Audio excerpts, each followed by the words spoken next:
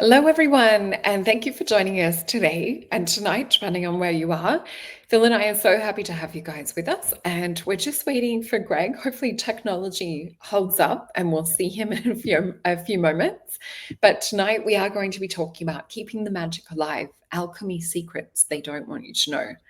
So we know that a lot has been hidden. We know that, we used to have the Tartarian Empire, and which seemed to operate on ether. We know that there was more sort of I guess, a harnessing of plasma energy and working with the life force energy around us. And so there was a lot more, I guess you would say, mysteries and things like that that were also hidden. And if we look back to the witchy days or to the Merlin days, oh, and I think that noise means that we have Greg with us. Hey, Hello. Greg. Sorry, I'm late. Well, All sorts of action happening here. oh, that's okay. So we've just gone live. You haven't missed much. We We, were just talking about oh, keeping the yes. magic alive. And I just Lovely want to to be here. say, I just want to say a big thank you also to everyone that's tuning in and listening. So we've got Jake here, we've got Ken, we've got Rainbow Sun, we've got Seema Dragon and Corbin. So lovely to see you all here. Thank you for joining us. And let me just pop that down. So we were just talking about how, oh, sorry, Greg, can't see your face. We were just talking about how in some of the old Tartarian days that we used to have more kind of secrets and more the magic was alive. So tonight we're going to also relate this to a personal level and looking at things that we can do on a personal transformation or law of assumption or our own inner alchemy, different things that we can work with to help keep our connection to the universe and help keep our connection to our higher self alive and bring that down into this realm and this reality. So even when we look to, and I thought of this when I was away camping, because there was the fairy mushrooms, the toadstools that are red with the white dots that are hallucinogenics. And what's interesting is animals will eat these. So I was thinking about animals walking through the bush or the forest, having psychedelic experiences or having this connection to God. And, we tend to think of animals being more, I guess, in the animal brain or more, on a certain consciousness level. But what if they're actually walking around more connected to God and the universe than we are? What do you guys think about that? Well, I once heard someone say that, animals are closer to spirit in the sense that they operate more from an instinctual level, largely. And so, there may be some truth in that. They haven't got that potentially like that same level of complexity with humans and their ego. So, it's, trying to sort of view the world through, through the lens of an animal's experience is quite challenging because, what are they thinking about? Well, they're probably not thinking about much except what is the next urgent thing in front of them. They will be aware of certain patterns and cycles and the need to eat, at certain times of the day. And obviously some animals are more intelligent than others. But yeah, I think, as far as like, because we've got up the road here, we have a little mountain, if you will. It's the highest point in our little village here. And there's a walkway and a war memorial, but there's also a spot where about this time of year, it's mushroom season. So it's mushroom season. You get all these mushrooms growing around everywhere, and it's really interesting because you get the weirdest, most interesting things, mushrooms, aren't they? But there is one of those big, I think they're an Amanita muscaria cap, like it's a big red cap with white dots on it, and it's huge. And there's one that always grows up there. And it is literally like, I don't know how, like it's this big. It's huge. It's like a dinner plate. And within the course of a few days of it getting there, there's going to be, that cap is going to be lifted off and there's going to be a big dog bite in it. Now, whether or not that dog ends up having a hallucinogenic experience, I can't comment. I mean, only the owner will know that. But, I've heard about animals walking through the forest and just taking a bite out of a few cannabis leaves to get their nutrients that they need. They don't suddenly get the munchies for the munchies, if you know what I mean. They won't just start chomping away on the tree, but they have an inherent sense of knowing and understanding already. And so it's possible that if they imbibe certain, let's call them compounds, that would elevate and expand that in some form or another. Whether they are suddenly able to craft a wheel or light fires because they didn't have opposable thumbs, but now they're thinking about how they can, I'm not sure. But I mean, it'd be fun to ask, like if we could find a talking animal, have you ever got high? Could you tell me about that? So yeah. Oh, good point. I've got something on that, guys. Just recently I saw a thing. I heard about it before, but I saw a little doco, and it was dolphins. There's certain fish they get. Have you heard of this too? The puffer fish. Yep, and they do it to get high. Yes, I have heard that actually. Around too. And I was watching them in this documentary, and you could see them. They were seeking out the munchies, and I think absolutely animals would be into that kind of stuff. I think that they're more likely to because they probably don't have the responsibilities of mortgages, rent, bills, such responsibilities. So I reckon I've got a feeling far more than we give them credit. I think by far we are the repressed species. Yeah, and that goes into the secret. Into the secret, Absolutely. But it's bizarre watching these dolphins. They're seeking these fish out, and they kind of squeeze. They put them in their snouts, and they squeeze them, and then they just start drifting. You see them starting to float, and like they just you just feel that they're kind of engaging with other realities, and they're tapping into other things. So quite bizarre, isn't it? Quite bizarre stuff. It is, definitely. And it's interesting because, those toadstools in particular being connected to the elementals, to the fairies, and quite often at my parents' house, they'll come up in a ring. And they're always under the birch trees. And we know that birch trees to the Druidic people were quite important, quite special. So there seems to be an elemental cosmic connection. And they do say that perhaps mushroom spores arrived on meteorites so that they survive, whether it's a vacuum of space. Who knows exactly the 100% truth behind that. But it is interesting. In I forget which Scandinavian country it is, the deers will go and eat those particular type of red toadstools, and then people will actually drink, or shamans will drink the urine so that it filters out the toxin so that they don't get the poison, but they'll still get the DMT. So it's interesting how people eventually find out, what techniques to do in order to consume these things. And being over here in Australia, like Greg and I, we have so many different plants in the rainforest and in the bush that do contain DMT or other psychoactives. So it's interesting when you look around our environment and you look at it not only from a medicine point of view, knowing that your medicine's within the local vicinity. So if you get bit by a bull ant, there'll be a bracken young fern that will actually numb out the bull ant bite. So I wonder if all of these plants and things are around us. And when we look to things that are made illegal or things that are banned, is it all to stop us from reconnecting to higher self or to tap back into past knowledge or past history where we can access these Akashic records and see that we were once these amazing spiritual beings? So I just want to pop up this little poster that I've made for tonight. Let me just pop this banner down. And hopefully, you can see it all. So this was just a little thing that I typed up. So transform your life's alchemy secrets. So, sometimes it's good to have a little system to follow or a list that we can come back to. So if you guys want to screenshot this, feel free to screenshot it. So the first one I've put is spiritual awakening, transcending material, and ego, because those are two things that can keep pulling us back down or keep pulling us back into the matrix and pulling us back into distraction.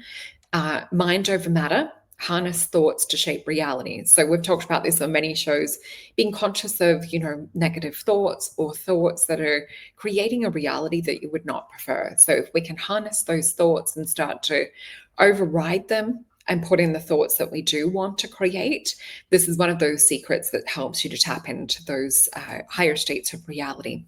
So number 3 would be inner transformation, purify and balance emotions, thoughts, and actions. So sometimes in order to let go of repetitive thoughts, we need to go through that inner alchemy, or we need to, whether it's working with EFT or working with cognitive behavioral therapy, or many of the other different therapies out there, hypnosis, just to help to balance and purify. We also have energetic resonance, so aligning with nature and higher frequencies. And we have a beautiful example with our soul tribe and with the three of us as well, all coming together for an alignment and for a vibrational synergy. Number 5, self-sufficiency, so cultivating inner strength and independence. Number 6, cosmic connection, recognizing the unity within the universe. So sometimes we can appear separate, and a lot of monks will actually do a practice where they like to, it was in the book God I Am, where you actually fuse or kind of put your consciousness into all things at once, and that way you get a different perspective, or you get to look at things from a God consciousness point. So number 7, karmic release, letting go of past patterns and traumas. That one's pretty self-explanatory on how it can hold us back. Number 8, conscious manifestation, co-create reality with intention and awareness. So number 9, inner alchemy, transmute base energies into gold, enlightenment. So we see that lead into gold example. So number 10, universal laws, understand the work with natural principles. So I know Phil's talked a lot about hermetics and talked about natural principles and things. So I thought you guys can expand on this list, or if there's anything that you would like to add, I would love to hear your take on things. Cool. Thank you for putting that together. So what we can see is if we look down the list. Oh, sorry, mate. Could you pop that list back yeah, up? let me pop it back up. Thank you. So if we look down the list there, we can see that there is almost like a checklist of things that we can become aware of or become familiar with that we can take action on. And so if we look at sort of, one understanding of what alchemy refers to, which is essentially, the transmuting or transforming the lowest into the higher, or from low to high. So we take base things, and we can talk about this externally and internally. So if we talk about it from an external material point, we're talking about external, like base metals, and turning them into higher metals, like from lead into gold, if you will. And internally, we also have things like base instincts, which could be, survival, primal type, instincts that we may have needed in a different time in history. But now, if anything, they are used to help us up to a certain point, and then they kind of run in the background, but they don't steer the ship, And if we talk about the lower aspects, if we will, of motivation and, whether it's addiction or fetish or, something that's occupying a part of our consciousness that's driving us, these are things that we can change. And there's many ways of doing this. So if we have a sort of a functional map of how to initiate transformation in our lives, this is going to be very helpful to us. This is why I've personally found a particular roadmap to be of high value, which is the Franz Barden initiation into Hermetics. And there's a wider body of material that sort of complements that. But essentially, we map out our personality, our lives. We look at our physical life, we look at our emotional life and our mental, or what we might, if we just call it the mental life for now, and we go, what are the best parts of that and what are the not so best parts of that? And we can have a very clear separation, and that can give us elements that we can attend to, and then we can use the various strategies and methodologies to take those lesser things, because those lesser things still contain some level of value in them. It's just that there's a positivity that's wrapped in a negative form, if you will. It's been dressed up in something, it's been coated in something that's maybe not so great, but there is still something valuable in there. And it's like, the first job is to highlight it. And so just quickly, just to finish off here, in the process that I am involved in, we will get a piece of paper, put a line down the middle. We'll have our black mirror and our white mirror, and then we will write underneath our black mirror all of our weaknesses, all of our flaws, and on the white mirror we will, talk about our strengths and our virtues, and then we'll seek to expand the white virtue, the white mirror, if you will, and then we'll seek to mitigate, minimize, and essentially, if we can, dissolve the negative aspects, so that we can start to build some balance and identify, because reality is that sometimes we don't always know the bits of the soup that we're swimming in. We're so caught up in the fact we don't know that those things are in our environment or in our sphere of awareness that are actually motivating and driving us to make certain choices. And so the first trick is to become aware of it. But that's a very good list. Thank you for that, Solreta. Oh, thanks. I just thought sometimes it's good to have a visual aid or something that, our soul tribe, excuse me, and us can refer back to.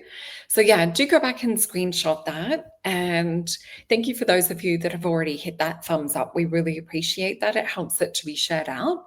How about you, Greg? Was there something that you wanted to add to the list or talk about?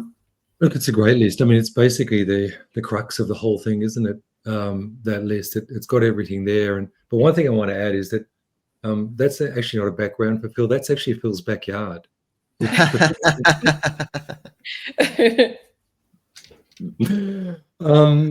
It's so true. I'm just thinking, when I look at that list, I think of a few things, and the things that grab me are this number 8, the conscious manifestation. I think a lot of people, to focus on the reality you want. I know it's been said a lot, but it's a thing, and I think a lot of us, when we wake up to what is not serving us in this reality, we go through phases of anger and all this kind of stuff. But then to realize, have an optimism for this concept of co-creation or creation is a real thing. I just think of my astral exploits and getting in terms of what Phil was saying about identifying things. Like in the astral, it's a lot easier to identify.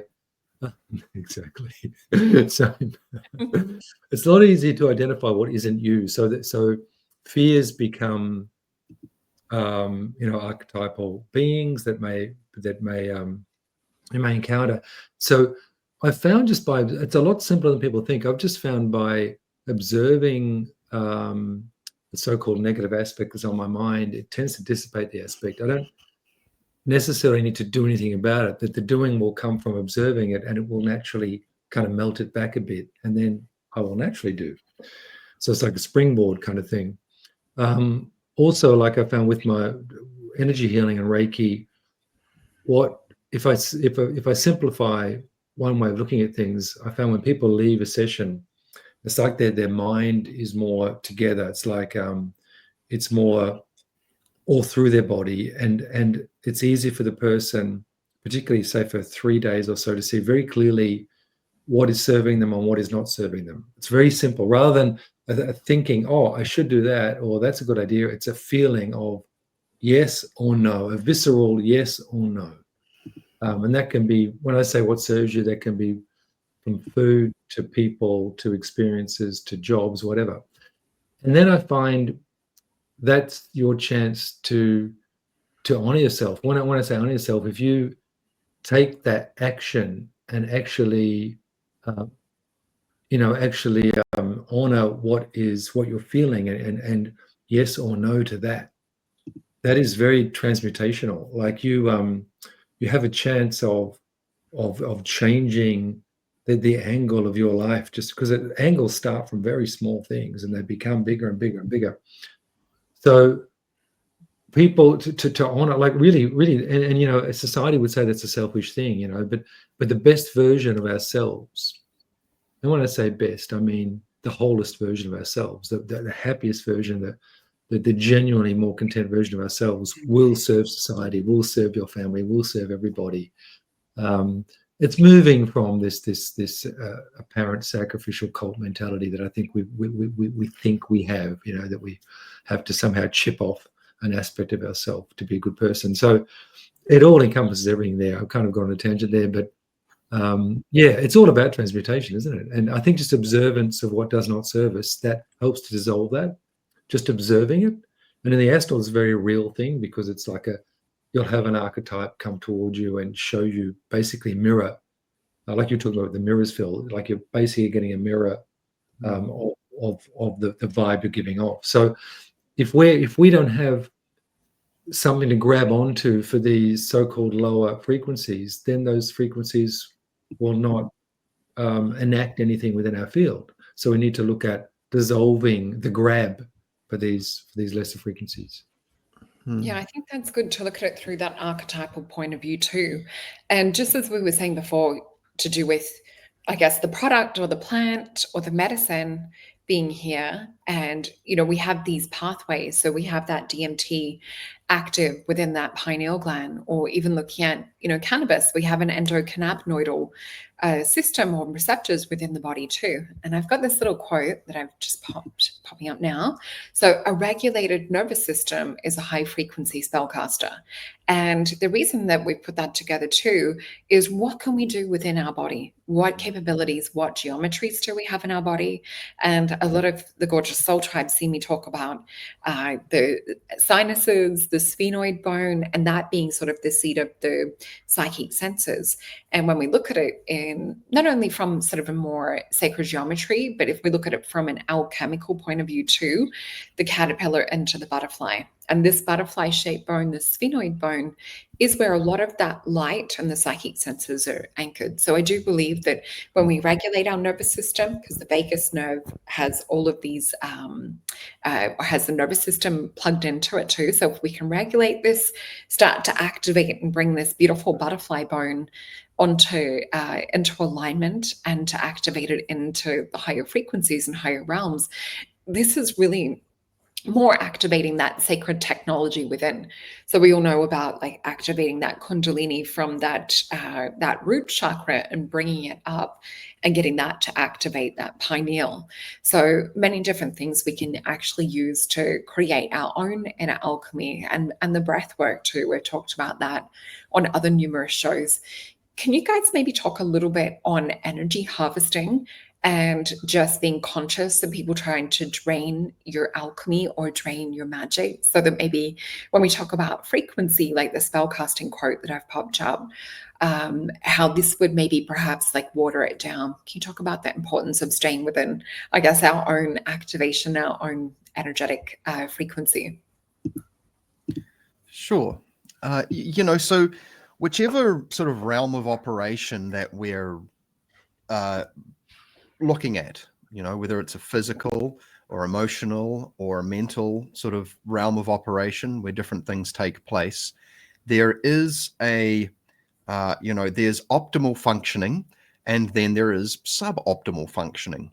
Now, what causes suboptimal functioning would be types of noise. So a physical noise could be something you ate, could be something in the environment, could be something of more of a physical nature. An emotional thing is something where you're experiencing like an emotional event, a funeral, a concert. These things, you're thinking about inputs that influence these bodies, and then at a mental level, the inability to focus and concentrate. Things that the physiology can cause these problems too. So they're all independent, but they're also interdependent, and they can cause noise for each other. Emotional noise can cloud the mind. Our mood can be affected by our microbiome, our food choices, and things like this. And so it can seem like, well, where do you start?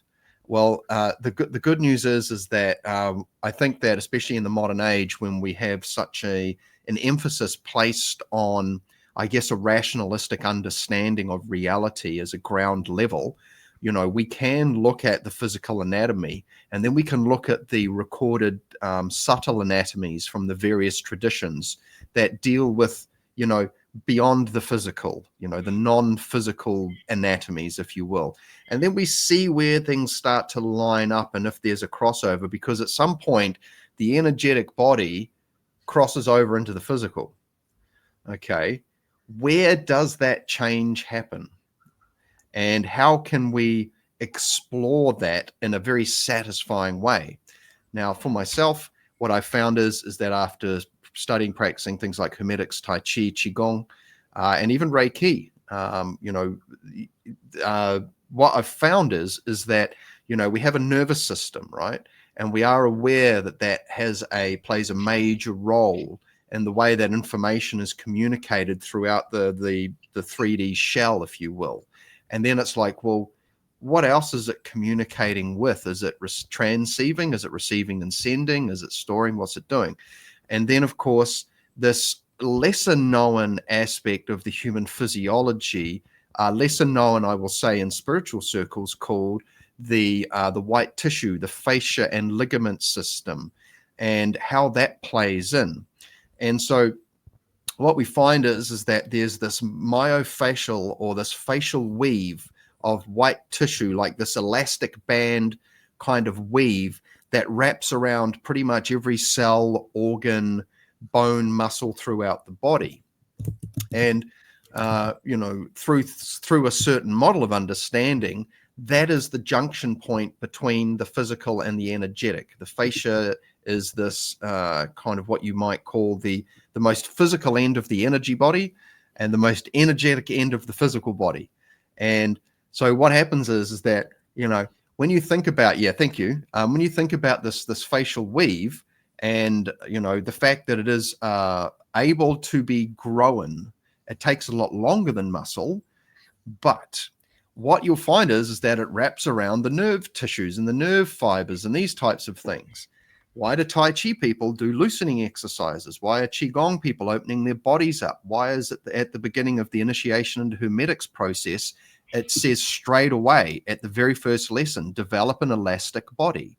It's because constriction on physicality affects the energetic component of that item.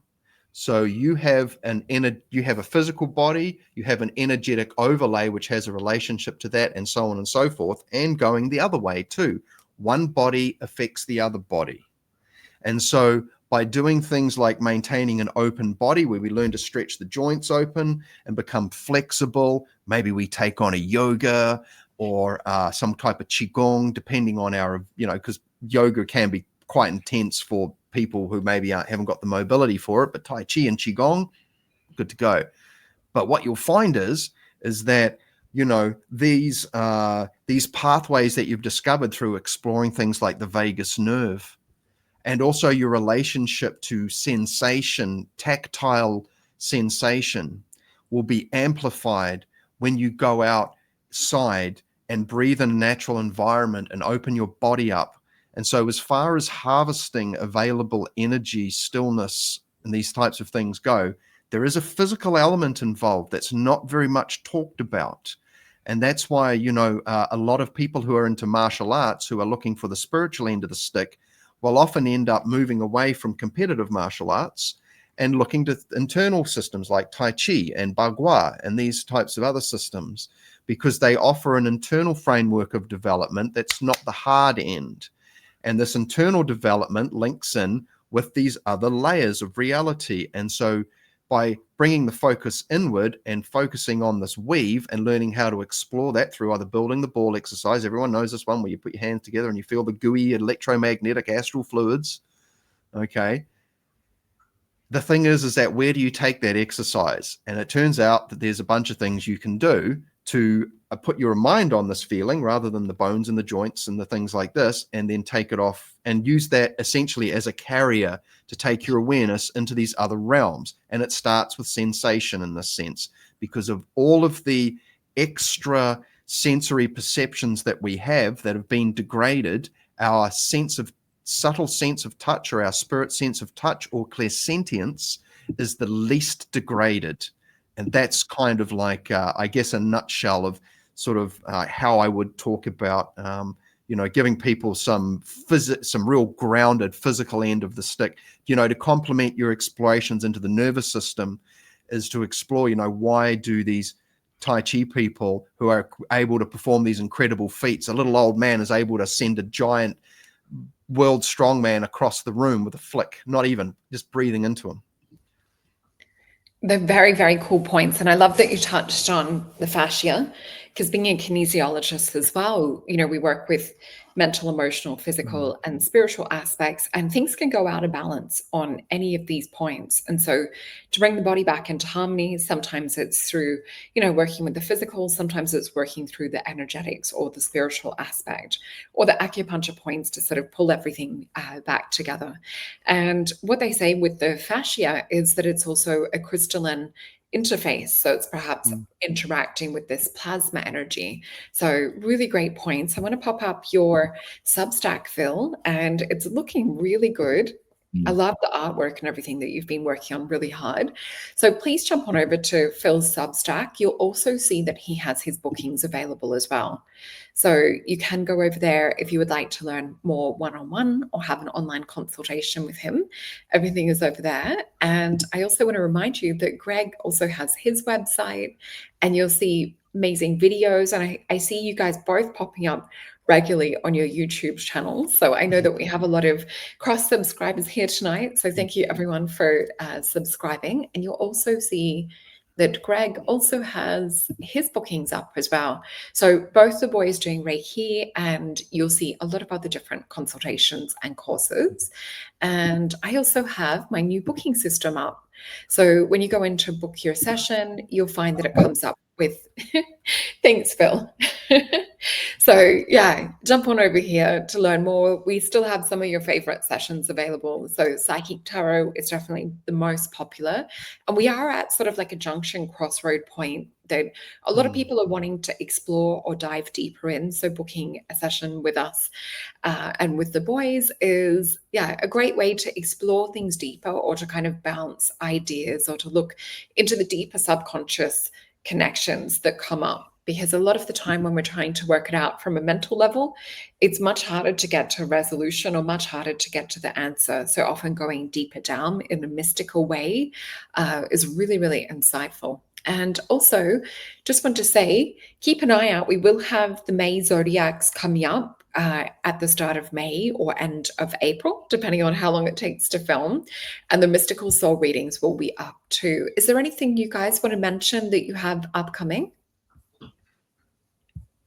Look, I do have I've got when's it, May the 4th? We've got so many long weekends here. It's hilarious. I think we have another one next weekend and the weekend after. On May the 4th, I've got like an online astral travel workshop on Sunday. You'll see if you go down a bit, you'll see it there. Yeah, it is May the 4th. Yeah, 1 till 5. It's a live stream event. May the 4th be with you. Yeah, I was just thinking that. Star Wars Day, bro. That's awesome. 4 hours. It's for 4 hours. So it seems to be a 4 thing. So all you need is as you'll see on the picture below, there's like all you need is a computer and you can connect in. So it's just like a physical workshop where it's kind of nice because people snoring don't disturb you. I know I'm always in the physical workshops, I'm always tugging people. They say, I don't fall asleep in 30 seconds, they're asleep. I always put the ones who I know are going to be asleep. I have them near me so I can just tug on their feet. I wasn't asleep while you were snoring. I wasn't asleep. So basically they're sort of not quite asleep, but almost asleep. So yeah. And the links in the live stream, and to book sessions with us all, it's always in the description box. So you'll always find links to all of our things down there. And was there anything you wanted to talk about, your experience with the astral travel, or from any of your other experience? Is there anything alchemically that you do, perhaps like with the body, that helps to foster that greater connection? Yeah, totally. And I think when you're talking about the fascia, I mean, you think of the what is it called? Mycelium. What is the mycelial network? Yeah. Like I was just at a mate of mine literally he built it himself. It's up Mount Glorious, which is not far from Brisbane. There's nothing up there, just mountains. And it's much cooler than here, which is nice. And he literally built a tree house. It's a series of buildings on a deck in the forest, halfway up. It's unbelievable. And he was talking about the sentinel. I was just there the other day. He talks about the sentinel trees, how there are certain trees, an elder was pointing out to them, and they send when the bird takes the seed and a tree grows kilometers away that is linked to that particular kind of tree. It knows that happens. All the tree's root systems send back the information to that particular tree because it's a sentinel tree. It propagates. It has a certain. It's like an alpha tree, if you like, and it actually sends nutrients through the system to that particular tree that has spawned kilometers away. It's unbelievable. There's this intelligence that goes on. So the body has the same thing. Everything is the same. And another thing I was going to point out on that note, in terms of energy harvesting, like for instance, I do use these often when I look at that. These are the blue light glasses. Everything, like a computer, of course not alive, I'm not going to wear these, but in terms of energy harvesting, what people got to realize, if after a while, when you start to develop a sensitivity, anything that's you feel your energy starting to drop a bit. For instance, I'm not too much in front of computers, or I do put the blue light glasses on, or I turn the computer onto night mode. Little things like that can help. Another thing, and it sounds simplistic, but I've just found that it sounds really simplistic, but like if you pick up a newspaper, even before you read it, you can feel the energy. Don't put it down. If it's not making you feel well, that is also energy harvesting. That's taking something of you away. It's fracturing your energy field. You're losing focus. You're losing concentration. It's like you're having a great day. You come inside, you see your phone, you pick it up, you scroll, and all of a sudden you feel your energy start to deplete. So we need to walk this line. It's not saying throw the phone out, throw the computer out. It's a walking a line in such a way that everything can serve you, and therefore you can serve it. Another thing I found is I religiously go to the beach. Doesn't matter the weather. I like to go surfing, but like I'm an hour and a half away from good surf beaches, but I will go there every week to get my feet into the sand, to get the sun into my eyes, and I just feel any stress drain out of me. Also, I found like I like to play tennis each week, and we're on a nice creek bike track here, about like an hour track where you go on these creeks. And what I found is, I've got a bit of sun damage in my eyes, but that's okay. If I'm driving for long times, I'll put the other glasses on. But I found that when I ride my bike, and I don't use sunglasses, I have more energy. I've tried everything without a doubt. When I play tennis without sunglasses, I'll put a hat on if I don't want to get burnt.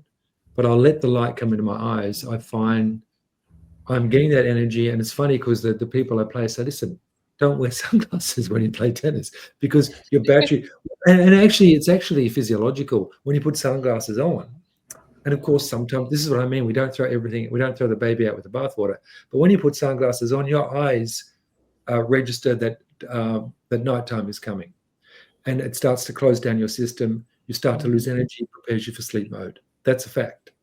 And that fact I've researched after the actual physical fact or the physical evidence. So people to connect in, like, and even certain sunscreens, the ones that the cancer ones suggest will give you cancer. That's a fact. I'm also very sensitive. When I sleep, I need to have, I have an air filter go on years ago, before they were kind of mod in my bedroom. When I went to the place to find the air filters, one guy he was a very nice guy. He came to me and said, look, I'm doing my PhD on air filters. I said, okay. He was selling them. He said, don't buy any of them from these stores, because they will destroy your lungs, because they produce ozone. Ozone destroys lung tissue. So that's not, once again, to throw everything out the window and think, oh, the world is against me. Everything is actually promoting you. And you've got to look at those things that do harvest your energy. And if you're, just trusting of everything that is offered you from the mainstream, your energy will be harvested pretty quick, quite frankly. So we need to find ways, and you'll know it. You'll start to feel fractured. You'll start to feel, aspects of yourself not focused in, and that kind of thing. So it's all related, isn't it? I mean, they're very practical steps, like drinking. The moment I drink spring water that is sourced from close by to me, because there are other very good filters and stuff, but I like the idea that the water comes from near where I'm living. It's giving me what I need. Also, when I used to grow veggies back in Victoria, I put the seeds under my tub before I grow them, before I put them in the soil. The seeds would get to know me, and the food was incredible. I remember these tomatoes I grew, these cherry tomatoes. I've never tasted such cherry tomatoes. So the intelligence that we are connected to is beyond any kind of book. It's beyond any kind of intellect. It's just there. It's kind of visceral, very like a fascia system, all around us. It's how can we be separate from? So I think I just say to people, really feel, if you switch on a show and you feel bad, turn it off. Like it sounds so simplistic, like it's it's like these political debates that have been up. Did you watch any of the political debates? No. No. It's just, you just know. So I think all those things harvest you. They don't realize it's what I found in the Astral is, without getting too, I found, I probably mentioned this before, but I was often taken on these ships, these tall white beings. I'm writing them quite a bit into my fiction book, and they sort of gained energy, or they kind of recycle, they kind of harvested the energy of unconscious human trauma that was recycled through kind of the whole karmic mechanism, which was interesting. And it was like, there's a choice. We have free will, and over eons we can get lost to that. So I think the great thing is we do live in a time, even though there are certain agendas that try to block us, we do live in a certain time that we are very free to express things. We are not being burned at the stake. We're not being stoned. Sure, there may be certain algorithms that are playing silly buggers with us, but we do live at a time when there's this phenomenal exponential awakening going on, and we have that ability to share it like we are now. And anyway, I'm going down a thing here, but it's such a good time to feel into what serves you. And I think our sensitivities as a race are growing and growing and growing to what serves us. Yeah, well, I think you had some really interesting points, and the very practical one too. And I think that was from the Ringing Cedar series, the Anastasia, where they pop them under the tongue. Great series. Yeah, it's interesting because you've got that nerve plexus under your mouth. So, working with flower essences, things like that, when you want to absorb something. But I think what that does is it's actually taking the information from your body, and then it's producing certain minerals or certain vitamins at higher or lower points, depending on like what your biochemical makeup is. So one of the other things that I wanted to talk about too was, we see with esoteric symbols and occult symbols, very much, I guess, and secret societies, those things hidden in plain sight in movies. And so it's kind of fun to, watch a movie and see some of the symbolism when you understand it, and see like the things that they're trying to plant, or the way that they're trying to steer us, or perhaps even put things in to do with future projections and future outcomes that they want the collective to manifest. So in what Greg said, in tuning out from things that don't feel good, or things that feel, like your spidey senses are being communicated to, it's really good to pay attention to that and switch things off when it doesn't feel right. So when we look to these things, it is used to control the masses, or to keep us overstimulated or distracted. Is there anything you guys want to mention around that? I just before, actually, one thing I'd had on my little note list, also around the shame to do with sexuality, or I guess, shutting those things down. And we see it in astrology with Black Moon Lilith. It's sometimes things that will naturally be within us, or to do with like I can see my cat just behind me, are often sort of shut down, or we're told to be a lot smaller. It's almost like they're canceling the connection that we have with the divine, or trying to put other programs in place. Is there anything you want to talk about with things that you feel we've been led down a different path, and things that we could use sacred technology wise to come back to ourselves? Yeah, cool. So, for me, this all leads back to a very simple, beautiful, wonderful term called naturalness, where the most purest available version of ourselves is what is being expressed. Okay, and absolutely, like there is certainly an observable, concerted, intentional effort for suppression of empowerment, creativity, basically the individuation process, if you will, the process of becoming, your best version. You're going to be offered these kinds of sort of sloppy simulacras to sort of follow along with, that may be all lovely and shiny to start with, but at the end of it, you've got the thing and the thing, the hat, the t-shirt and everything else, and you're still not feeling fulfilled. And so something that can, some keys, some milestones, or some markers and indicators along the way to help us. If I just return back to this, the name of this talk, which was, keeping the magic alive. When I think of this, I what immediately comes to mind is a sense of wonder and engagement, inspired living, where you're actively pursuing curiosities and interests. And if you pursue a curiosity long enough, it will become your magnificent obsession, where it will, maybe it was just something interesting before, but now it's like you've decided to, wow, this thing is so big.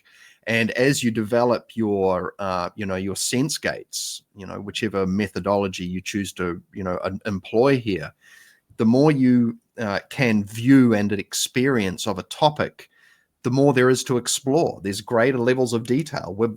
Before, whereas there was maybe one thing to look at, oh, look, there's a thing, there's a book of tarot cards. Now it's like, okay, now you'd pay a little closer look, and it's like, wow, there's actually like layers of information, and there's ways of connecting the information differently. And so your curiosity grows. And when you feel that sort of that exhilaration or that inspired feeling, inspire coming from the words spirited, basically meaning to breathe, you will feel this sense of excitement and enthusiasm about something. And that's a really good path to follow, because sometimes that's all you're going to have. That's going to be the only light in the dark. Okay. And, you're going to follow that until you finish following it. And it may take you to where it wants to, but it's going to, one thing to remember, everybody, is that your sense of curiosity and your desire to be happy and in a state of delight, and also the willingness to embrace challenge and potential struggle. Yeah, sure thing. That's fine. Look, I've got my eyes on this thing. I know I'm going to have to jump over some hurdles and climb over some things and probably get punched in the face a couple of times and fall on my butt and get the muscles to pick myself up. I don't give a crap. This thing's so interesting. I'm just going to keep following this. Because when I'm following that thing, I am alive. I'm active. I'm finding myself, and other people are being inspired and encouraged by that.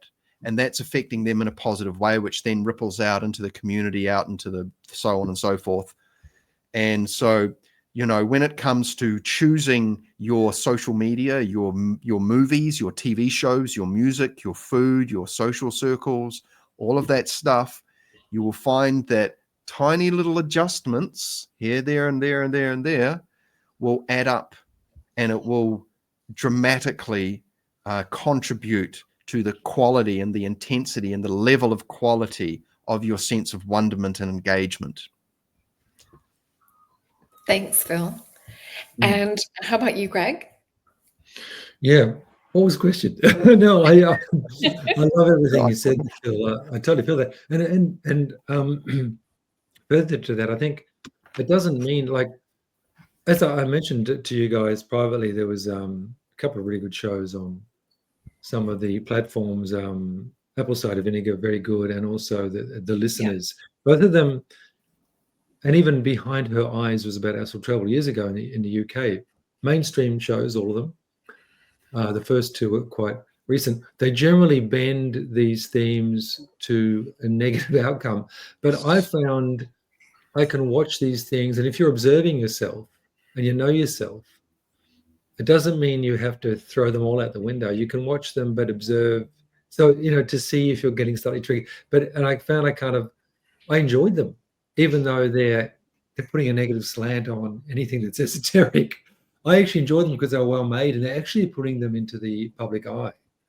So in many ways, you can't not present that. It's like you can't not think of a purple elephant. So in many ways, I'm kind of flying the flag when they have these shows, even though they're purporting them to be negative in the end. It's actually a great. So I think to kind of enjoy the ride stuff, as I've shared with you guys many times before, the feeling in the astral is that it's a very loving, unconditional cosmos. You wouldn't be shown that if it is the case. And so we're all heading in the right direction, and it's just we're enjoying a bit of friction on the way. One thing also, I was going to say, has totally escaped my mind. That happens a fair bit these days. But I'm really getting into these themes in my fiction book. But I think this concept of what serves you, and like, well, for me, because I'm an astral traveler, when I fall asleep at night, and I guess in meditation, because I'm looking to fall asleep feeling very good, I will focus on the vibration of feeling very, very good. So when I fall asleep, because that'll give you the best chance of getting into a realm where you can manifest immediately. So because in the astral and above, these vibratory bodies of ours are out of linear time. So therefore, if you're able to take enough impetus, just like a teardrop of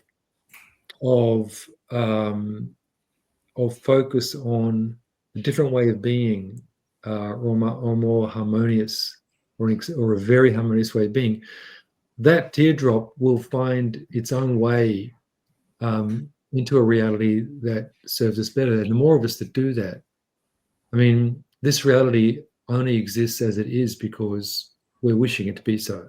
As a collective, this is exactly the reality we want. So we focus on a reality and that's the way we're going. We're spiraling toward a reality that has more harmony. And I think that personally, I think, and you both attest to this because we're all involved in healing, I find the beautiful kind of backwash from doing healing is that you look into the eyes of so many people and you see yourself. You see yourself. You don't see the other. You see yourself. And I think it's a beautiful thing. Like years ago, I met this ex-politician in person who had been very high up in an administration that I did not like at all. And I thought, I'm going to meet him at a social, I'm going to say something. I went up to the guy, saw him. He was an ex-PM. And I thought, what a lovely guy. Had a chat to him.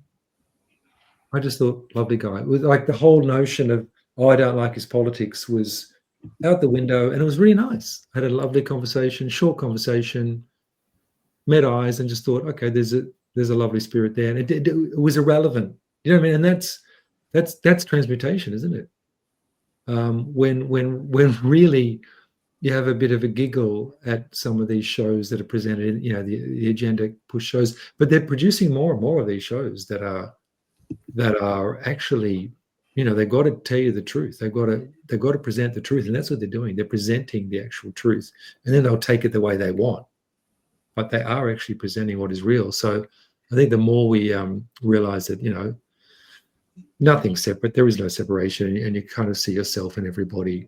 I know that sounds very philosophical, but it's true, and I think that is a great way of burning off this harvesting that can run counter to energies, Yeah, that's a lovely thing to say, Rainbow Sun. Yeah, thank you for that, Rainbow Sun. And a lot of what you were saying, especially around the astral travel side of things, was definitely, I could feel energetically piquing my intrigue and interest. And I think that also works perfectly with, let me just jump onto this potion, with the Vision Quest potion. So I find that using the Vision Quest potion at night, just before bed, helps to really get into that vibratory state. And I just want to remind you guys that we do have the Soul Alchemy Potions new moon event coming up, which will be in Taurus. That will be around the 27th, 28th, depending on what part of the world you're in. And my web girl is getting that up this week. We've both had a little break over Easter, so we're a bit behind on it. But we do also have we have the playlist from the past potion events, but you'll only if you have the link, is that something that you can come to. So with every purchase of a potion, you get a link. You only need to purchase one time to be able to come and attend our new moon events. So with this new moon in Taurus, it's going to be a lot of fun. We're going to be working on grounding things. We're going to be looking at wounds and things that come up, especially in relation to the physical and in relation to abundance and finance. So this will be an amazing new moon event to come to. So thank you for everyone that's also purchased a potion. I can see Rainbow Sun saying her favorite potion. So thank you for that. And this is awesome. Thank you, Phil. So Greg's book is also a great read. It is. It actually is. I have read it. I have actually read it. I purchased it not long after. Maybe a little bit. Sorry to interrupt, but yeah, it is a good read. It's definitely worth it if you're into astral projection. So Awakening the Giant Within. So I know there's a few people in this chat too that have also read your book as well. And your website's looking really cool. I love some of your graphics and things, by the way, Greg. It's Love very the upgrade, cute. bro. Yeah, it's awesome. And we're coming to the top of the show, and I will have to go in a minute because I have some lovely clients that I'm seeing today, which is so much fun to be doing that on my platform. Oh, if you guys want to book a reading, I do have the discount code Phoenix that's available to the end of the month. So it is a month for rising from the ashes. So yeah, do take advantage of that and save 10% when you're booking. Is there anything you guys want to mention just before we close out? Yes, quickly, just very quickly. On my Substack, there is an interview that's just come into free view, which is the interview with Mark Stavish there on meditation and study group stuff. We cover quite a bit of territory on that. So that's, that was paywalled for about a month, and now it's just been released in the last bunch of days, I guess. So if you like listening to some hard-edged metaphysical stuff, it's not really, actually. We're just having a pretty straight up conversation. Mark's got a lot of experience. And the other one is, yes, we've just shifted out of Aries and we're coming into Taurus. So we've just come out of the first sign of the zodiacal new year. We're very fiery, and now we've just slipped into an earth element. And that you can't not sort of go, yeah, there is a bit of a change in the wind and things, but I don't know, I'm still getting savvy with the astro stuff. But I tell you what, I'm really noticing the monthly-ish changes. I'm starting to see behavioral patterns a lot more now because I've sort of opened myself up to it, even though I used to study it years ago. But yeah, I'm grateful for anyone who's out there just talking about current events or just what's going on in the world, and using the astrology of the time as a sort of a background to help frame it, because you'll be like, true that. Thank you so much for having me on. Thank you to everyone in the chat. Always a pleasure to be here. Very grateful to you all. Please go to philrice.substack.com. I appreciate you guys. Have a beautiful day. Thanks, guys. Yeah, thank you guys. And remember, all of the booking links for each of us are in the chat below. And I just want to say a huge thank you to you guys, but also to our beautiful Soul Tribe community too. We love seeing you guys come and interact with us. And that's why we love doing these lives. It's just so much fun. You can feel that energy. So thank you for all making it happen. And thank you everyone for the likes and sharing this out. We love you all. Bye.